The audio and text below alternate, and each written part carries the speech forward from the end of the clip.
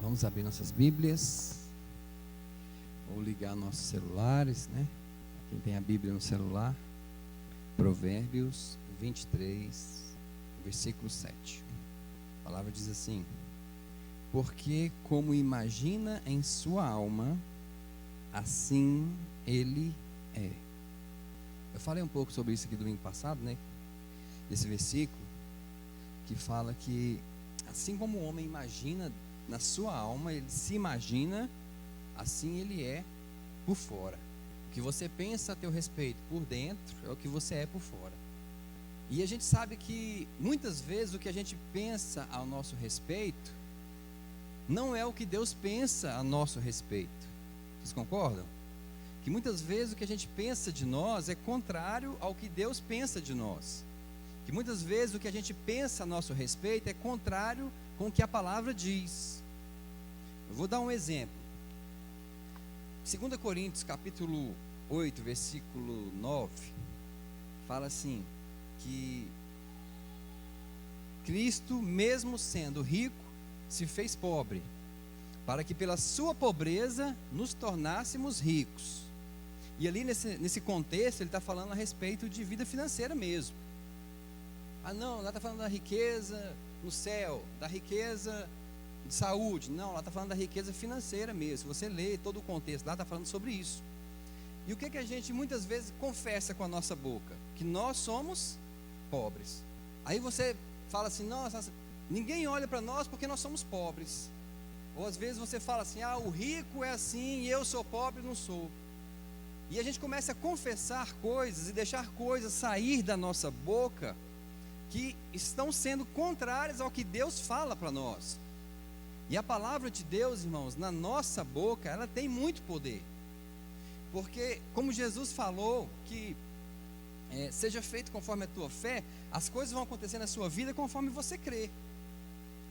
Se você crê conforme a palavra de Deus, e a palavra de Deus tem mais de 3.000 promessas para cada um de nós, se você crê conforme a palavra de Deus, ainda que você não esteja numa situação financeira boa, mas você tem que confessar que você não é pobre, porque a Bíblia fala que você não é pobre, fala que você é rico, que Cristo, ele sendo rico, se fez pobre. Para quê? Para te dar a riqueza dele.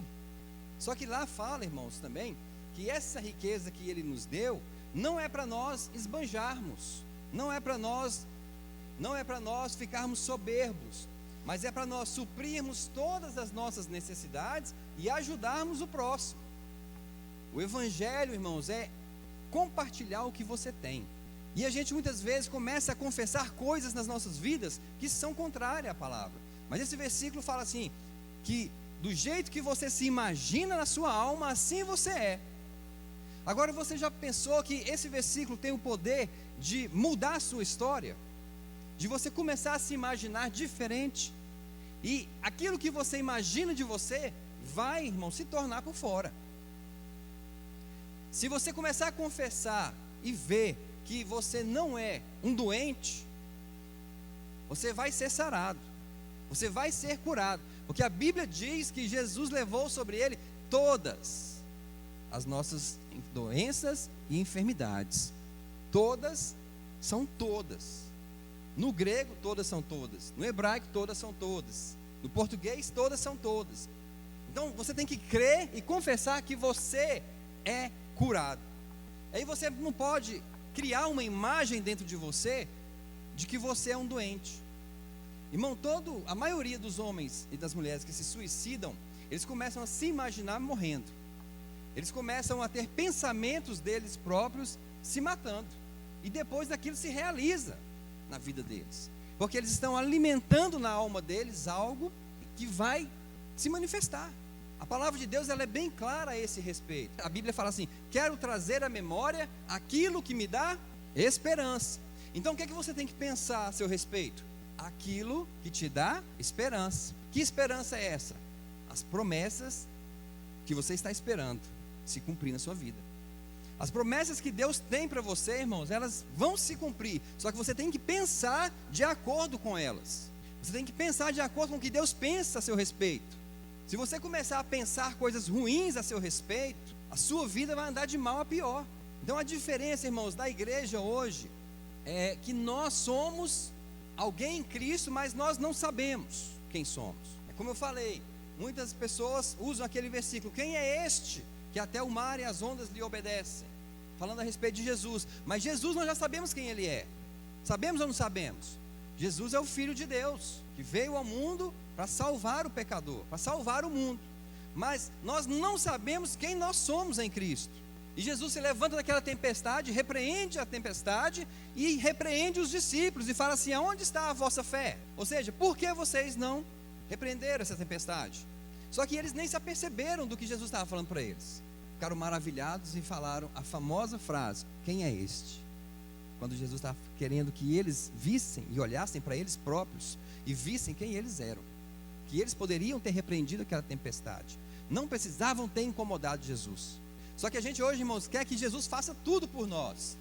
As músicas que a gente canta nas igrejas hoje é: remove a minha pedra. Você acha que Jesus vai remover sua pedra? Se lá, na ocasião, ele falou o quê? Tire a pedra. Somos nós que temos que tirar a pedra, não é Jesus. Muitas vezes a gente está com um entendimento errado a nosso próprio respeito. Então você tem que trazer à sua memória, criar uma imagem de você, uma pessoa curada. Vai vir uns sintomas, mas você vai trazer à memória que você é curado. Às vezes as dívidas vão estar sendo difíceis de pagar, mas você vai trazer à sua memória que você é próspero. E vai chegar, irmão. Eu estou precisando de um certo valor em dinheiro. Eu não vou falar quanto é, né, para não assustar. Mas é necessidade. E eu estou chamando a existência. E Deus vai me dar. Vai chegar. Porque eu estou crendo e confessando. Todo dia eu confesso. E o Senhor vai me dar. E eu vou contar para vocês quando chegar. Pela fé já chegou. Está faltando se manifestar. Eu já tirei a pedra da incredulidade. Agora vai realizar na minha vida. Assim tem que ser na sua vida também. Em todas as coisas. Muitas vezes você se vê como uma pessoa que não vai casar. Uma solteira. E você começa a se imaginar uma pessoa velha e solteira, né, e muitas vezes sem um parceiro. Você começa a pôr isso na sua cabeça: eu vou ser uma beata, eu vou ser uma beata, eu vou ser uma beata. E aí, irmão, você vai ser uma beata. Agora, quando você começar a colocar na sua cabeça um homem, um marido de Deus, Deus vai trazer existência para você. Traga à sua memória aquilo que te dá esperança. Não fique trazendo à sua memória coisas ruins e negativas.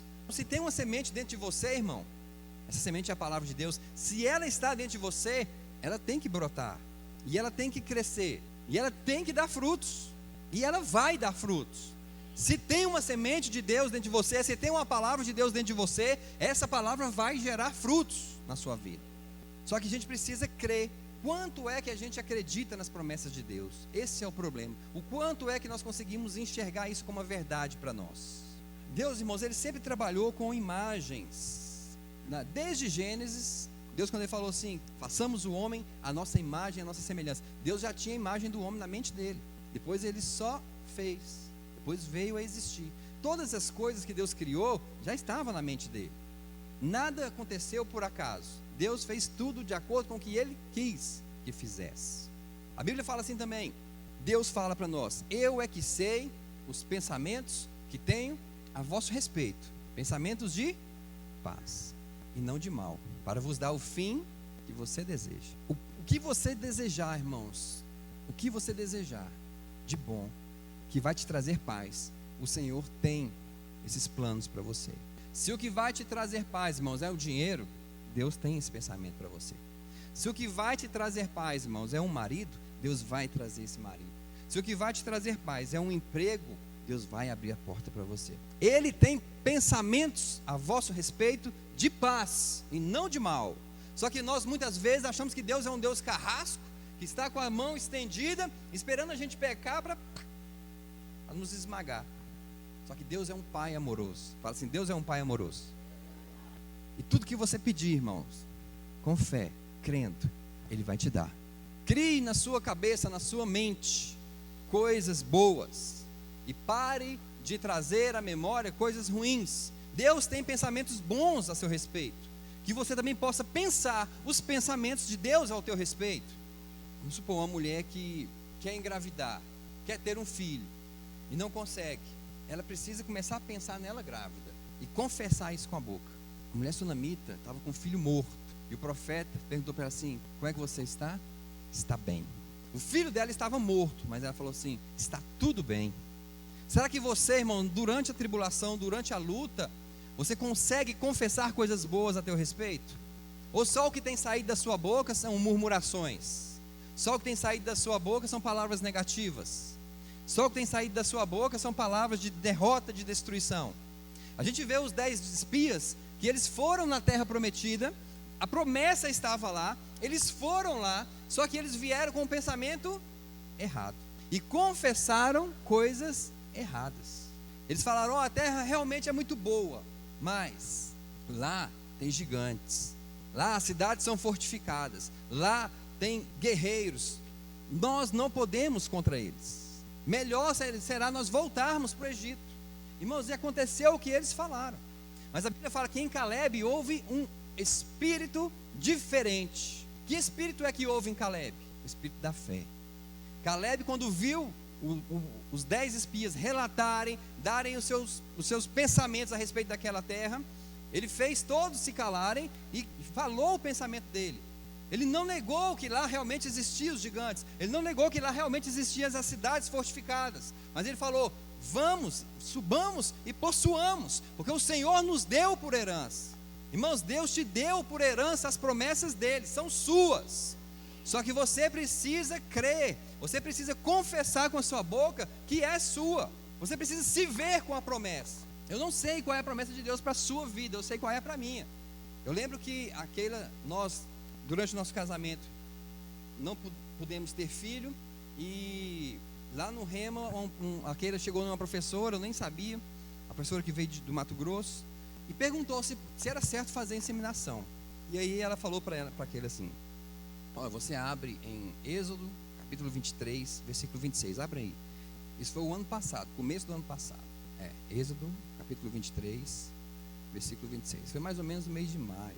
Então ela falou assim: olha, Keila, você vai pegar essa palavra, esse versículo, e você vai confessá-lo diariamente.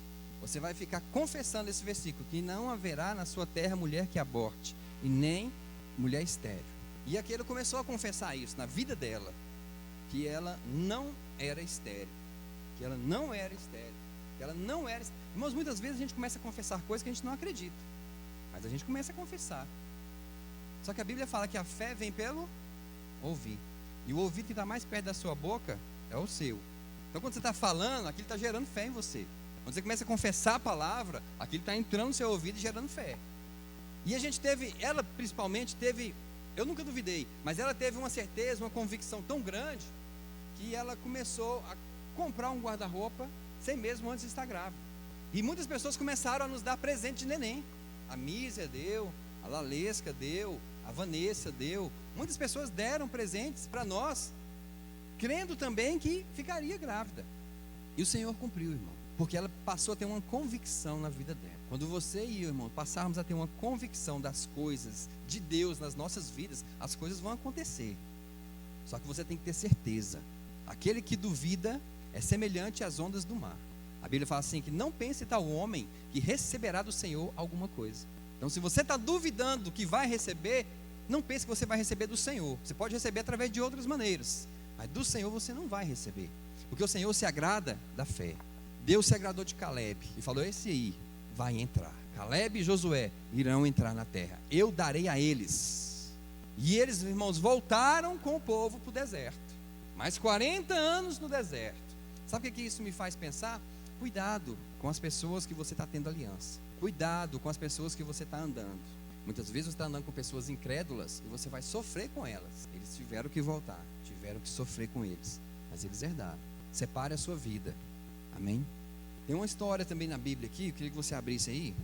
Está em Gênesis 30, versículo 31 até o 43. Diz assim: então Labão lhe propôs, Labão propondo para Jacó: o que desejas que eu te dê? Jacó replicou: nada terás de me pagar, se fizeres por mim o que te vou solicitar. E voltarei a apacentar o teu rebanho. Passarei hoje por todos os teus rebanhos, e separarei para mim, do meio deles, todas as ovelhas salpicadas e malhadas, todos os cordeiros pretos, e todas as cabras malhadas e salpicadas. Eles serão, pois, o meu salário. Dá uma paradinha aqui. Jacó havia trabalhado para o seu sogro durante mais de 14 anos. E aí ele vira para o sogro dele e fala: olha, eu também preciso agora faturar. Estou trabalhando para você esse tempo todo e não tem recebido nada. E o sogro dele viu que ele era um homem próspero. Ele falou assim: o que é que você quer como pagamento? Ele falou: olha, eu vou passar no meio do seu rebanho, vou pegar as ovelhas salpicadas e malhadas, vou pegar os cordeiros pretos e também vou pegar as ovelhas salpicadas e malhadas, que era a minoria, que eram as mais desvalorizadas. As brancas, a gente sabe que elas são as mais valorizadas no meio de um rebanho. Então ele pegou as piores para ele. Ele falou assim: ó, vou pegar essas para mim como pagamento, ok? Labão falou: ok, pode fazer desse jeito. Ele pegou aquelas ovelhas, separou, tirou do meio do rebanho de Labão e levou para um lugar mais longe, distante, separado. E aí vamos continuar a história. Separou com cuidado para si todos os bodes que tinham listas ou manchas, todas as cabras que possuíam pintas ou manchas brancas, e todos os cordeiros pretos, e os deixou sob os cuidados e guarda de seus filhos. Afastou-se então Jacó a uma distância equivalente a 3 dias de viagem, e continuou a apacentar todo o restante dos rebanhos de Labão. Então ele continuou trabalhando para Labão. Versículo 37. Então Jacó apanhou galhos verdes de estoraque, amendoeira e plátano, e neles fez listras brancas, descascando-os parcialmente e expondo assim a parte branca interna dos galhos. Depois fixou os galhos descascados junto aos bebedouros, na frente dos rebanhos, no lugar onde costumavam beber água. Na época em que os animais costumavam se acasalar, os animais vinham beber e cruzavam diante dos galhos, gerando filhotes listrados, salpicados, manchados, pintados e malhados. Jacó separava os filhotes do rebanho dos demais e fazia que esses ficassem próximos dos animais listrados e pretos de Labão. Assim reuniu o seu rebanho à parte e não o juntou com o rebanho de Labão. E todas as vezes que as fêmeas mais fortes estavam no cio, Jacó corria e colocava os galhos à vista do rebanho junto aos bebedouros, a fim de que se acasalassem perto dos galhos marcados. Todavia, se os animais eram fracos, não os colocava ali. Dessa maneira, os animais fracos eram separados para Labão e os mais fortes seguiam para Jacó. Assim Jacó tornou-se extremamente rico e chegou a possuir enormes rebanhos de ovelhas e cabras e a ser proprietário de muitos escravos, camelos e jumentas. O que aconteceu aqui, irmãos? Jacó, ele queria que as ovelhas, os filhotes, nascessem listrados ou manchados, ou pretos, porque seriam dele. Todos que nascessem assim seriam dele. Então, quando eles iam cruzar os animais, ele pegou umas varas, descascou as varas e pintou as varas de listrado. E colocou lá na frente do bebedouro. Então, quando os animais iam cruzar, ficavam olhando para aquelas varas, nasciam os filhotes. Só que quando os filhotes nasciam, eles não nascem com pelo, nascem pelado. Ainda assim, ele pegava os filhotes, colocava na frente dos rebanhos listrados, para que esses filhotes ficassem olhando para os rebanhos listrados, para que eles ficassem listrados também e se tornassem dele. Irmãos, os animais olhavam, tinham aquela imagem e geravam conforme a imagem que eles tinham. Se funcionou com os animais, vai funcionar com a gente também. Aquilo que você imaginar vai gerar na sua vida. Aquilo que você pensar vai ser gerado na sua vida. Só que você precisa tirar a imagem errada que está dentro de você e colocar a imagem certa das coisas. Se você quer um bom emprego, comece a se ver com um bom emprego. Se você quer um bom marido, comece a se ver com um bom marido. Se você quer ter um filho, comece a se ver grávida com um filho nos braços. Se você quer ter um carro, comece a se ver dirigindo um carro. Comece a se ver da maneira como Deus pensa a seu respeito. Deus tem pensamentos de paz, para te dar paz, e não para te trazer o mal. Então, Jacó ele se tornou muito rico, porque ele aprendeu esse segredo. E nós, irmãos, também precisamos aprender isso no nosso dia a dia. É tudo que a palavra de Deus fala a nosso respeito. Que você também precisa começar a imaginar você diferente do que você está sendo. Se você quer ser um grande homem de Deus, comece a se ver como um grande homem de Deus. Uma vez, irmãos, eu nem era crente. Fui levar minha mãe numa mulher que ora lá no Vera Cruz. E lá essa mulher orou por mim. E ela falou para mim assim: olha, eu te vejo com terno e gravata e com um instrumento nas mãos. E eu nem, irmão, nunca, nem na minha família tem gente que toca, ninguém. Eu nem crente era. E Deus usou ela para me falar isso. E poucos anos depois eu me converti, entrei na igreja, comecei a tocar um instrumento, porque eu vi a necessidade da igreja, comecei a tocar e usei um terno em um determinado dia. Eu usei um terno, peguei um instrumento na mão, e eu estava com o instrumento assim, e alguém tirou uma foto minha. Não lembro mais nem quem foi, mas tem muito tempo isso. E aí, muito tempo depois que eu tirei a foto, eu peguei aquela foto na minha mão, e Deus me trouxe à memória aquilo que aquela profeta tinha falado a meu respeito. Deus falou: está vendo? Estou cumprindo na sua vida aquilo que ela falou. Então, quando eu vi aquela imagem, irmãos, eu falei: Deus trabalha com imagens. Deus não quer que você adore imagens, mas Ele quer que você tenha a imagem certa no seu pensamento. Por que Deus não quer que você adore imagem? Porque a imagem, irmãos, a imagem de escultura, ela não pode fazer nada, é uma coisa morta. Mas a imagem na sua mente é uma imagem viva, é algo vivo. A Bíblia fala assim que Deus, Ele opera em nós o querer. Então, quando você quer algo bom, é o Senhor que está colocando em você essa vontade, porque todas as boas coisas vêm dele para você. Então comece a pensar a seu respeito coisas que realmente o Senhor tem para você. Pare de se ver como um qualquer, pare de se ver como um derrotado, pare de se ver como um homem ou como uma mulher que não tem futuro. Muitas pessoas vão falar para você: você não tem futuro, mas você não vai aceitar essas palavras. A gente vê que Deus, Ele pega Ezequiel e leva em um vale de ossos secos, e a Bíblia fala que aqueles ossos estavam sequíssimos. Não estava seco, estava sequíssimo. E o Senhor fala: está vendo esses ossos? Poderá revivê-lo? E ele fala: Senhor, tu o sabes. E o que Deus fala para ele? Então, fala, profetiza, comece a confessar, comece a usar a sua boca, irmão. Comece a usar as palavras de Deus na sua boca.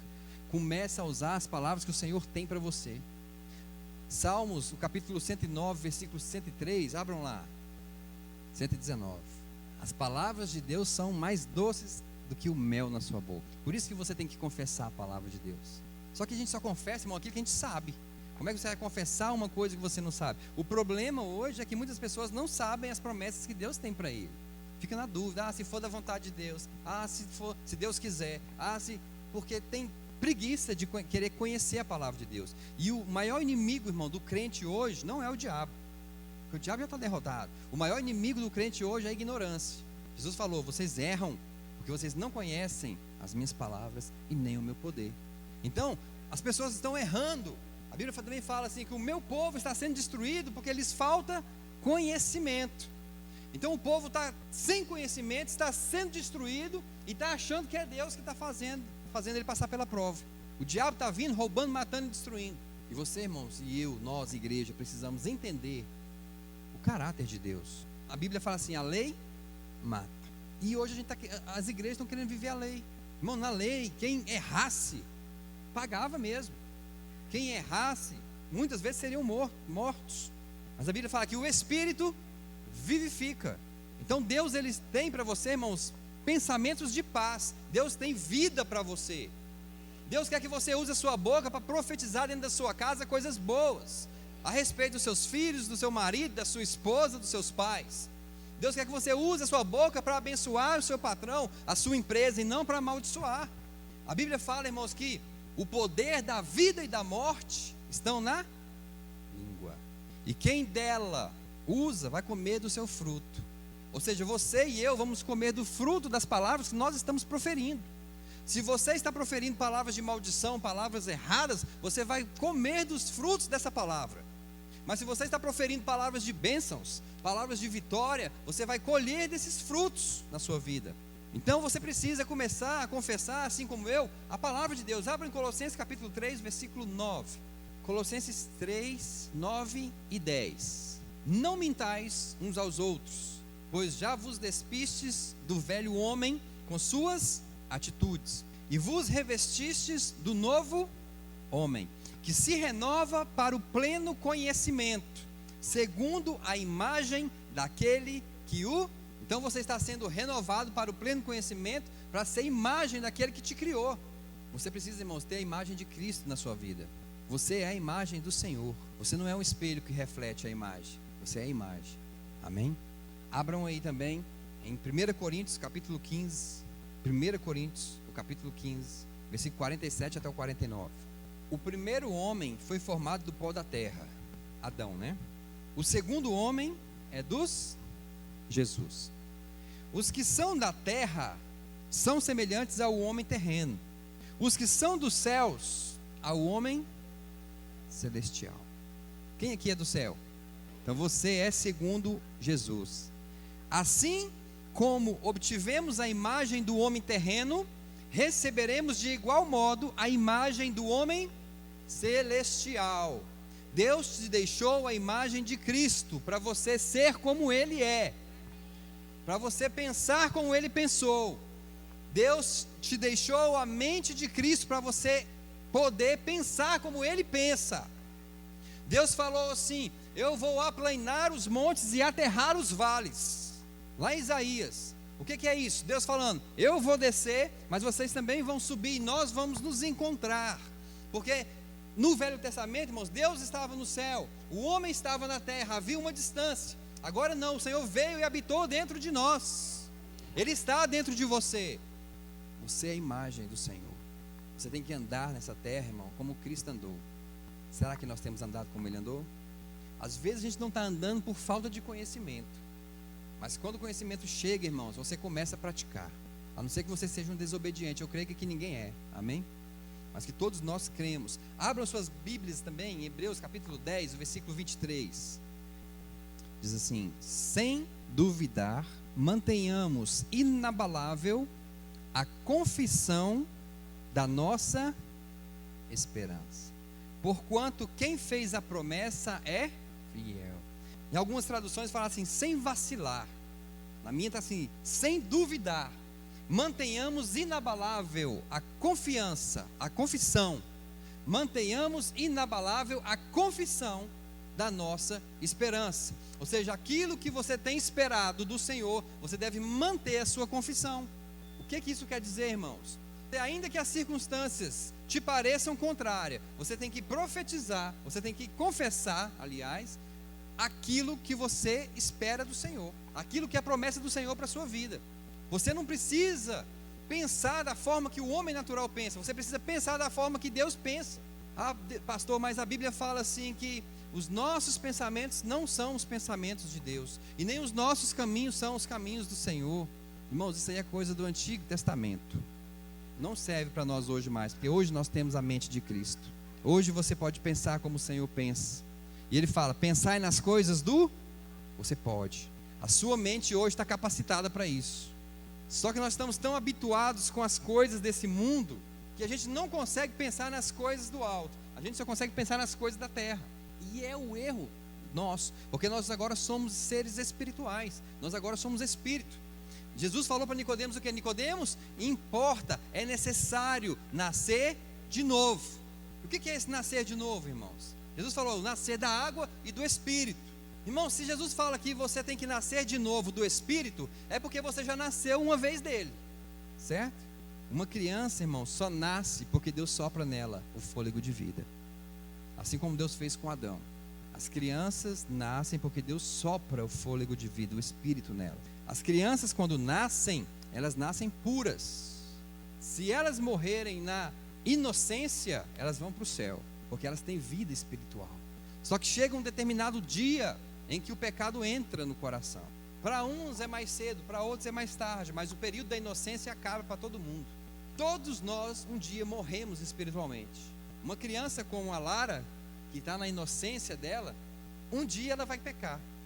E no dia que ela pecar, ela morre espiritualmente. Aí Jesus fala: é necessário nascer de novo. Nicodemos entendia que era o nascimento da carne novamente. Ah, mas como é que eu vou voltar ao ventre da minha mãe? Não era esse nascimento, era o nascimento do Espírito. Porque nós nascemos do Espírito uma vez e morremos espiritualmente. Mas Jesus veio para ressuscitar o nosso espírito. E aí a gente passa a reviver. Passamos a ter um espírito vivo novamente dentro de nós. Esse é o novo nascimento. É o nascer de novo. Se fosse o nascimento da carne, era necessário nós nascermos no ventre da nossa mãe de novo. Mas não era o nascimento da carne, era o nascimento espiritual. E eu fico encabulado que como tem igrejas que acreditam que crianças não têm salvação. Eu estava vendo isso e, sabe, achar que uma criança inocente, porque a Bíblia fala assim que nós fomos formados, gerados pelo pecado dos nossos pais. Só que nós não somos contaminados quando nascemos. A gente só se contamina com o pecado. Adão estava no Éden e Deus falou assim: Adão, onde você está? Ué, mas Deus não sabia onde estava Adão? Deus não é Deus? Por que Deus estava perguntando onde é que ele estava? Sabe por quê, irmãos? Tem algo que nos separa de Deus. Tem algo que faz Deus ficar de um lado e nós do outro. É o pecado. O pecado é uma barreira que você coloca entre você e Deus, que faz Deus não te ver. Por isso é que o homem que está em pecado, ele está vivendo a sua vida conforme ele quer. Deus tem bênçãos para ele? Tem. Deus tem a chuva, tem o sol, tem o ar. Deixou para eles. Mas enquanto eles não aceitarem Jesus e não nascerem de novo, eles não podem ter comunhão com Deus. Jesus falou assim: o Espírito que o mundo não pode receber. O mundo, as pessoas do mundo não podem receber o Espírito Santo de Deus. Não tem condição. Precisam nascer novamente. E você e eu tivemos esse privilégio, irmãos, de um dia nascermos de novo, de um dia aceitarmos esse Jesus em nossas vidas, e hoje nós temos vida, e vida em abundância. Ele disse: eu sou o caminho, eu sou a verdade, e eu sou a vida. E hoje você tem vida. Hoje você tem certeza do seu amanhã. Abram também aí Hebreus 10, versículo 35 e 36. Fala assim: não abandoneis, portanto, a vossa confiança, ela tem grande galardão. Com efeito, tendes necessidade de perseverança, para que, havendo feito a vontade de Deus, alcanceis a promessa. Irmãos, aqui está falando a respeito de você perseverar naquilo que você crê. Muitas vezes as palavras vão sair da sua boca que são palavras contrárias, porque o diabo, irmãos, ele quer nos vencer pelo cansaço. Ele quer fazer a sua promessa demorar para que você desista das suas promessas, para que você abandone as promessas de Deus para você, para que você chute o balde, para que você chute o pau da barraca e passe a não crer naquilo que o Senhor tem para você. E no dia que você não crê naquilo que o Senhor tem para você, você não vai receber aquilo que o Senhor tem para você. Porque é pela fé que você recebe o que Deus tem. As promessas do Senhor são para aqueles que creem. Por isso você tem que manter a sua confiança, sem duvidar, confessando dia após dia aquilo que o Senhor prometeu para você. Às vezes você está reclamando, murmurando, só saindo palavras erradas da sua boca, quando deveria sair palavras de bênçãos. Você se imaginar ou imaginar alguém na condição diferente da que ela está. Você começar a ver a sua vida de uma forma diferente. Você começar a confessar a seu respeito: eu sou uma mulher abençoada, eu tenho uma casa abençoada, eu tenho filhos abençoados, eu sou um marido que é próspero, que dou conta de suprir as necessidades da minha casa, eu sou um pai que é exemplo para os meus filhos. Você precisa, irmãos, se ver nessa condição. Você precisa mudar o pensamento que você tem de você próprio. No versículo 38 está falando assim: porque o meu justo viverá pela fé. Então, se você perseverar na fé, você vai viver pela fé que você tem, por aquilo que você está esperando. E fé, irmãos, é perseverar. Se você não perseverar na fé, você vai desfalecer. Tiago falou o seguinte: olhe para as minhas obras e vocês vão ver a minha fé. E ele fala: porque tem muitos que têm fé e não têm obras. E assim como um corpo sem espírito é morto, assim a fé sem obras é morta. Só que ele não está falando de obras de caridade. Obras de caridade é fruto do amor. Essas obras que ele está falando da fé são frutos da fé. A sua fé vai fazer você confessar, falar coisas que você crê, e vai fazer você ter atitudes conforme aquilo que você está falando. Você vai confessar e você vai ter atitudes conforme a sua confissão. Isso são obras. Não adianta você, irmãos, falar que tem fé para determinadas coisas, mas que na hora do vamos ver, você abandona. Eu estava vendo uma história que um homem, ele estava atravessando de um prédio para o outro em cima de um cabo de aço em uma bicicleta, ou era uma moto. Aquela multidão lá embaixo, e ele em cima lá dos dois prédios, e ele falando: eu vou passar.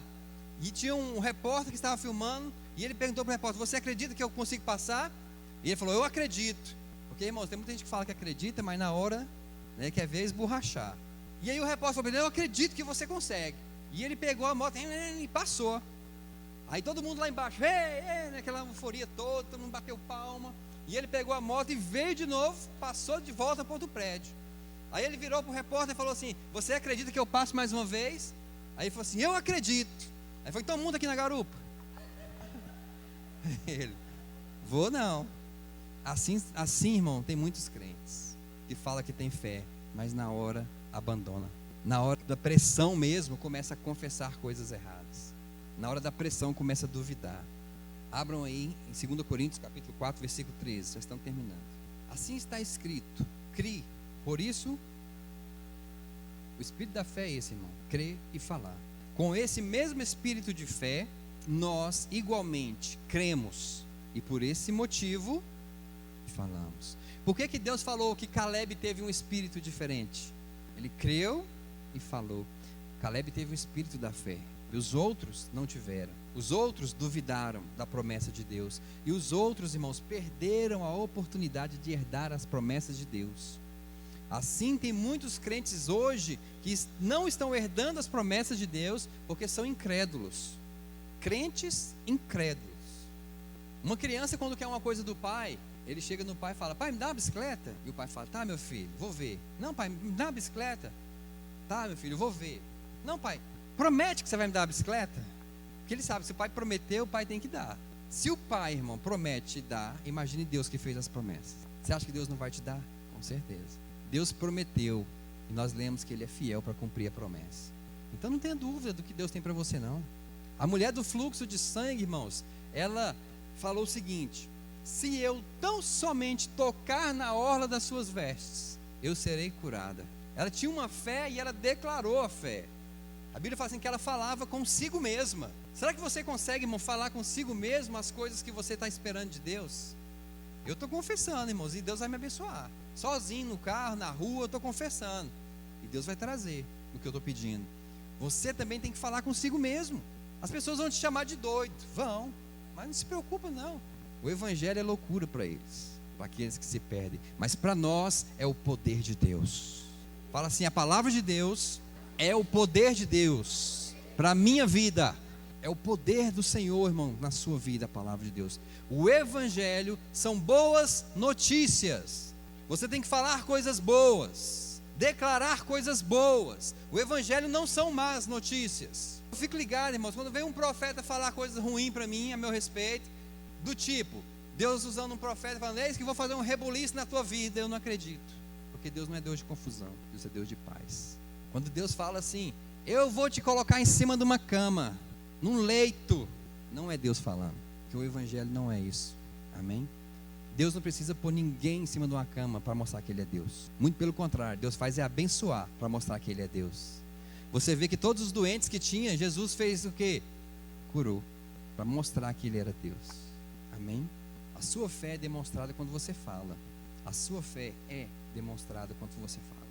Você precisa falar, você precisa crer, você precisa perseverar, você precisa continuar, e você vai receber. É Deus que prometeu, é Ele que vai te dar. E a palavra de Deus vai se cumprir na sua vida. Então o problema, irmãos, é que muitas vezes nós estamos tão focados nos problemas. As pessoas estão pouco focadas na palavra de Deus e muito focadas nos problemas, querendo resolver de um jeito ou de outro os problemas que estão passando. E esquecem da palavra de Deus. Mas a Bíblia fala, maldito o homem que confia no homem, que faz do seu braço de carne a sua força. Mas bendito o homem que confia no Senhor e cuja esperança é o Senhor. Para de confiar em você para resolver os problemas. E passe a confiar em Deus. Passe a confiar na palavra dele. A Bíblia diz que ele vela pela sua palavra. Você sabe o que é velar? Velar é ficar rodeando, cuidando da palavra dele. E a Bíblia fala que ele vela da palavra dele para que ela se cumpra. E ela vai se cumprir. Deus não é homem para mentir. O que ele prometeu, se você crer, você vai receber. Amém? Vamos ficar em pé? Queria convidar o Lênin e a Renata de novo. Eu creio, irmão, que a partir de hoje você vai se ver de uma forma diferente. O medo não faz parte das nossas vidas. O medo não faz parte da sua vida. Amém? O Senhor é contigo. Onde você pisar a planta dos teus pés, Deus vai te dar. Onde você colocar as tuas mãos, vai prosperar. Eu não sei qual é o empreendimento que você está fazendo. Eu sei que Deus vai te prosperar. Porque Ele é o Deus do ouro e da prata. Ele te salvou, Ele te resgatou do império das trevas e te trouxe para o reino do Filho do seu amor, para que você tenha vida e vida em abundância. Eu creio que você e eu vamos administrar a abundância. Deus vai confiar grandes coisas para nós, para que nós possamos usufruir disso e abençoar os nossos irmãos e abençoar aqueles que estão precisando. Porque nós não somos uma igreja avarenta, nós não somos uma igreja egoísta, mas nós somos uma igreja que distribui. Nós somos uma igreja que dá. Nós não damos para receber, nós recebemos porque damos.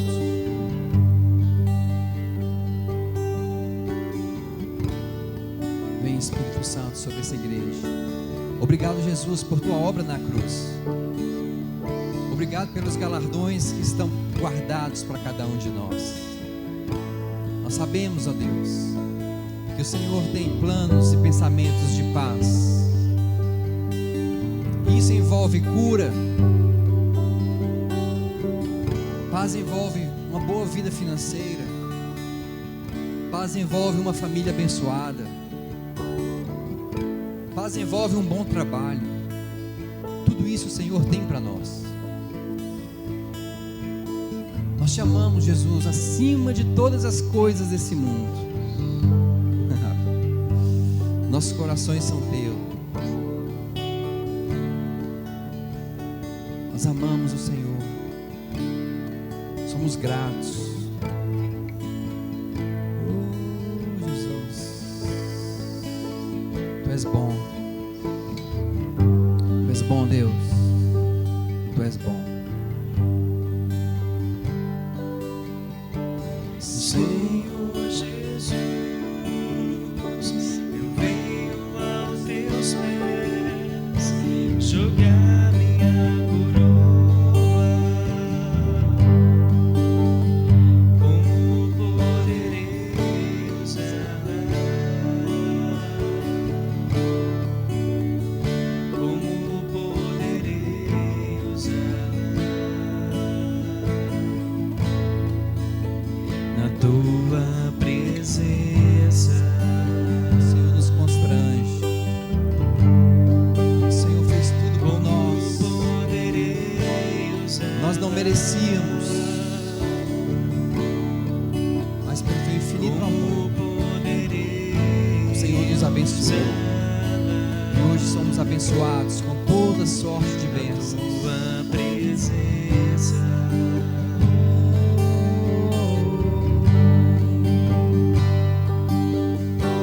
Senhor Jesus,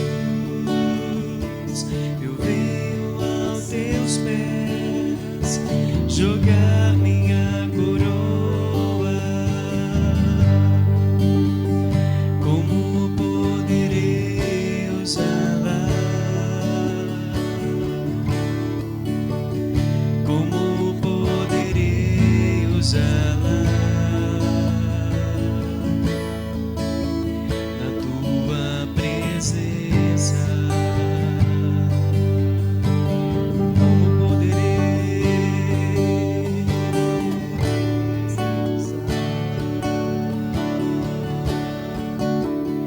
como poderei usá-la? Na tua presença, Jesus, nós te amamos, nós te louvamos nessa noite. Agradecemos por tua obra, Senhor Jesus, por ter nos resgatado deste mundo, eu venho aos teus por nos ter pés trazido para o reino, jogar minha um reino de luz e glória, um reino, Pai, onde nós vivemos pela fé, um reino, Deus, onde o Senhor nos tem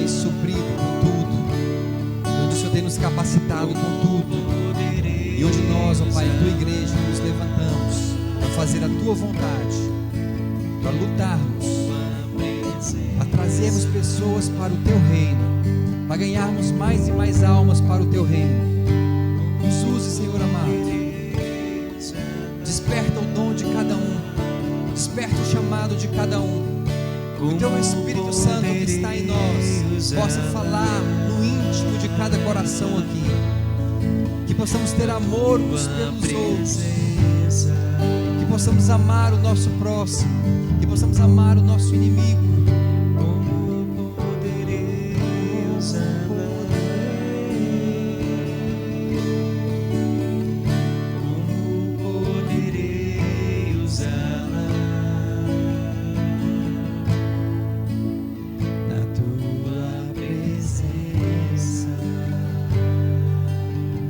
Deus abençoe você, sua casa, a cada dia, que as bênçãos do Senhor sejam multiplicadas na sua vida, que a graça e a paz do Senhor sejam multiplicados através do pleno conhecimento de Jesus e do Pai. Nós te louvamos, Deus, e nós te agradecemos, em nome do teu Filho Jesus. Amém. Está encerrado.